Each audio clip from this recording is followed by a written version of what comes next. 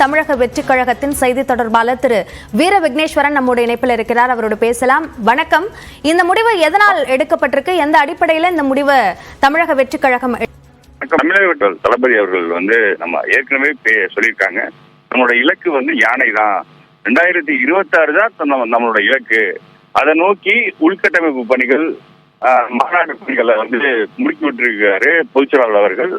மாவட்டம் தோறும் போய் உள்கட்டமைப்பு பணிகளை செவனே செஞ்சுட்டு இருக்காங்க. அதுல கான்சன்ட்ரேட் பண்றதுனால நமக்கு எல்லாம் தெரியும், கடந்த 2000ல இருந்து கும்மிடிப்பூண்டி பை எலெக்ஷன்ல இருந்து திருமங்கலம் பை எலெக்ஷன், நம்ம ஆர்கே நகர், அதுக்கப்புறம் ஈரோடு கிழக்கு வரையும் தமிழகத்துல பை எலெக்ஷன்ஸ் எந்த டெமோக்ராட்டிக் வேல்யூஸும் இல்லாம நடக்குதுங்கிறது நம்ம எல்லாத்துக்குமே தெரியும். அது போக நம்மளோட ஃபர்ஸ்ட் ப்ரியாரிட்டி உட்கட்டமைப்பு பணிகளை முடுக்கி விட்டு அதை ஒரு ஒரு பிரைமரி ஃபோர்ஸா கட்சியை வளர்க்கதான் நம்மளோட கான்சன்ட்ரேஷன் இருக்கு.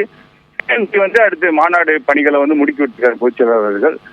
அந்த பணிகள் போய்கிட்டு இருக்கனால நம்மளோட இலக்கை நோக்கி நாங்க பயணிக்கிறோம். 2026ங்கிற இலக்கை நோக்கி பயணிக்கிறோம். இந்த தேர்தலில் விக்கிரவாண்டி பை எலெக்ஷன்ல தலைவர் தளபதி அவர்கள் யாருக்கும் ஆதரவு இல்லைங்கிற நிலைப்பாடா எடுத்திருக்காங்க. அதுதான் கட்சியோட அபிஷியல் நிலைப்பாடு. ஓகே, போட்டியும் இல்ல, யாருக்கும் ஆதரவும் இல்ல அப்படின்னு சொல்லியிருக்கீங்க. முக்கியமா டெமோக்ராட்டிக்கா தேர்தல் நடக்கல அப்படின்றதும் கருத்தில் கொல்லப்பட்டிருக்கு அப்படின்னு சொல்றீங்க. இது வேல்யூஸ்ல டெமோக்ராட்டிக்கா எலெக்ஷன் நடக்குது, எல்லாரும் ஓட்டு போடுறாங்க, அது டெமோக்ராட்டிக்கா நடக்குது. பட் டெமோக்ராட்டிக் வேல்யூஸோட நடக்குதா? உங்க மனசாட்சிக்கே தெரியும். டெமோக்ராட்டிக் வேல்யூஸ்னா பணம் தராம, அதிகாரத்தை கவர்மெண்ட் மிஷினரிஸை யூஸ் பண்ணாம பை எலெக்ஷன்ஸ் நடக்குதா? அதை நான் மக்களோட பார்வைக்கு விட்டுறேன். ஓகே, சோ அதனால அதிமுக சொல்ற அதே குற்றச்சாட்டின் அடிப்படையில தான் தமிழக வெற்றி கழகத்தோட குற்றச்சாட்டும் இருக்கு அப்படின்னு பாக்கணும். இல்ல அப்படி குற்றச்சாட்டுங்கிறத தாண்டி இது ஜெனரலான ட்ரெண்டா இருக்கு.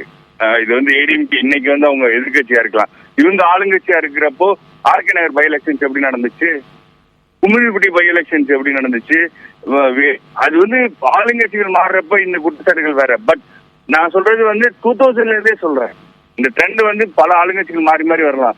2000ல இருந்து பை எலெக்ஷன்ஸ் இந்த ட்ரெண்ட் தான் நடக்குது. இதுக்கு அவங்க இவங்க விதிவிலக்கே கிடையாது. இல்ல நம்ம ஒரு டெமோக்ராட்டிக் வேல்யூஸ்ங்கிறது எல்லாத்துக்கும் காமன். ஒரு எலெக்ஷன்ஸ்னா இந்த கோட் ஆஃப் கான்டாக்ட், பணம் செலவு பண்ண, ஒரு லிமிட்டுக்கு மேல செலவு பண்ணக்கூடாது, கவர்மெண்ட் மிஷினரிஸை யூஸ் பண்ணக்கூடாது அப்படிங்கிற ஒரு வேல்யூஸ்ல இருக்கா? அது இல்ல நம்ம சுட்டி காமிக்கிறோம். அது ஒரு காரணம் கிடையாது. நம்ம பார்ட்டிசிபேட் பண்ணாததுக்கு நமக்கு உள்கட்டமைப்பு பணிகள் இருக்கு, நம்மளோட இலக்கை நோக்கி நம்ம பயணிக்கிறோம். அதுதான் காரணம்.